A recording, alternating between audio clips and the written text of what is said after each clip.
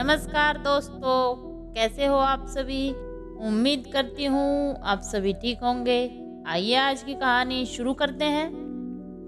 अरे रूमा, तुम सांवली, ऊपर से है काली साड़ी, वो अच्छी दिखेगी क्या तुम्हारे ऊपर? पहले ही तुम्हारे रंग को देखकर लोग ताना मारते हैं। रमन ने रूमा को बोला। देखो ना रमन, मैं बोलती तो कहती सास बोलती रहती है हमेशा। ऐसा लगता है जैसे कौवे को काला टीका लगाया हो। पति और सास का बोलना सुनकर रूमा जरा उदास हो गई। वो काली नहीं थी, कृष्ण वर्णीय और रूमा नाक नक्श में अच्छी थी, पर पति और सास रंग को लेकर रूमा को हमेशा ताना मारते थे। क्या करेगा वो भी, वह गोरा और रूमा कृष्ण वर्णीय। लोगों का क्या, तो नाम रखने में पीएचडी होते हैं। ब्लैक एंड व्हाइट जोड़ी बोलते थे दोनों को। रमन का मन वैसे साफ था। रूमा को अगर कोई रंग को लेकर बोलता तो उसे जरा भी अच्छा नहीं लगता था, इसलिए वह भी थोड़ा बहुत बोल देता ताकि वह जिद ना करे। लेकिन जब वह बोलता था तो उसे इस बात का पछतावा होता था। उसकी माँ के घर में हमेशा कड़वाहट रहती थी। आज भी वैसे ही हुआ। घर में उत्सव के माहौल में सुबह जब सास ने रूमा से बात की तो वह थोड़ी घबराई हुई थी। उसका चेहरा भी शांत था। रमन वास्तव में खुद पर शर्मिंदा था। अपराधी की तरह बैठने के बजाय वह काम के लिए बाहर गया। कई सारी महिलाएं काली साड़ी पहनकर सड़कों पर चल रही थी। सभी ही गोरी थी ऐसा नहीं था, लेकिन उन पर वह काली साड़ी अच्छी लग रही थी। रमन काम की जगह पर गया। उसका बचपन का दोस्त विक्की और उसका पूरा परिवार साथ में था। जान पहचान हुई तभी पीठ के पीछे से विक्की की पत्नी आई। वह भी सांवली ही थी, काली साड़ी पहनी थी उसने। पीछे से एक आवाज आई, प्रतीक्षा दीदी, आपकी साड़ी भी अच्छी है और आप भी। प्रतीक्षा के चेहरे पर खुशी आई। उससे ज्यादा विक्की खुश हो गया था। रमन विक्की को कौतूहल से देख रहा था। विक्की ने वह देखा और जाना। वो रमन के सवालों को हल करना चाहता था। विक्की ने रमन से सीधे ही पूछ लिया, पूछो तुम्हारे मन में जो भी है, मैं तुम्हें उसका उत्तर देने के लिए तैयार हूँ। रमन पहले हड़बड़ाया, फिर वह बोलने लगा कि नहीं नहीं, ऐसा कुछ भी नहीं है। विक्की ने रमन से कहा, तुम मुझे नहीं जानते कि मैं लोगों का मन कितने अच्छे से पढ़ सकता हूँ। तुम तो मेरे बचपन के मित्र हो। तुम्हारे मन की बात भला मुझसे कैसे छुपी रह सकती है।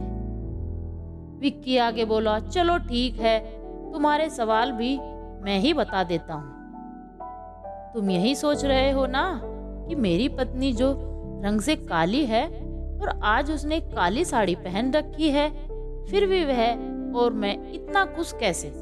रमन सब कुछ शांति से सुन रहा था और कुछ भी बोल नहीं पा रहा था। विक्की बोला, काला रंग ऐसा रंग है जिसमें दुनिया का कोई भी रंग मिला दे तो वह कभी नहीं बदला, यानी कि किसी और रंग की संगत में वह ना अस्तित्व कभी नहीं छोड़ता।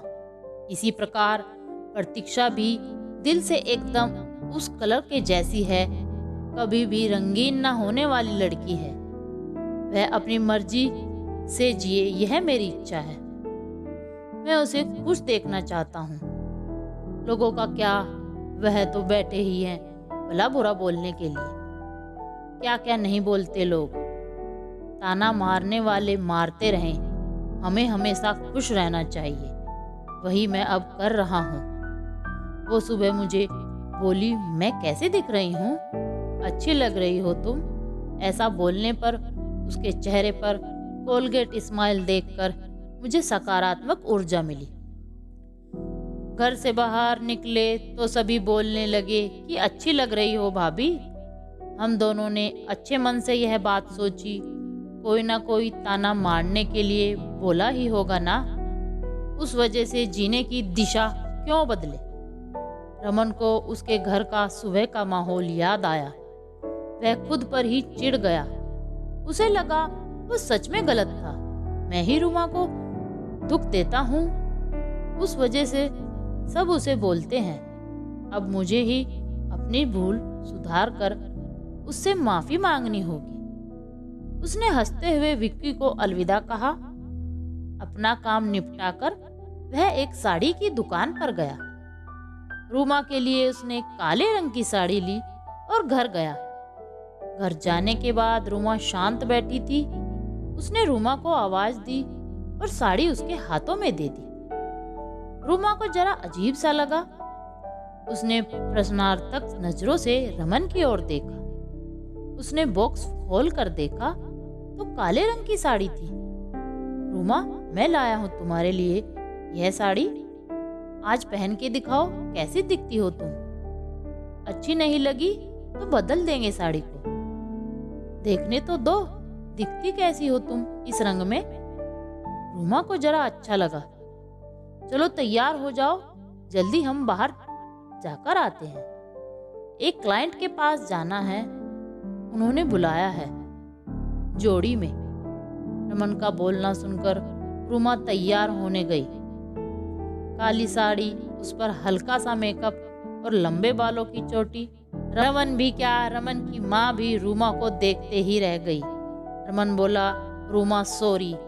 हाँ, अरे लोगों की बातों में आकर मैं तुम्हें हमेशा बोलता रहा और खरा सौंदर्य किसमें है यह मैं भूल गया था। रंग दो ही होते हैं, यह जानकर जीना छोड़ दे क्या? अपनी खुद की पसंद छोड़ दे क्या? तुम्हें काले रंग की साड़ी पहनना बहुत अच्छा लगता था ना, पर मैं हमेशा तुम्हें टोकता रहा। अब मुझे समझ में आया, किसी भी रंग में रंगते वक्त मन साफ हो तो खूबसूरती निखरती है। तुम जैसे चाहती हो वैसे ही जियो।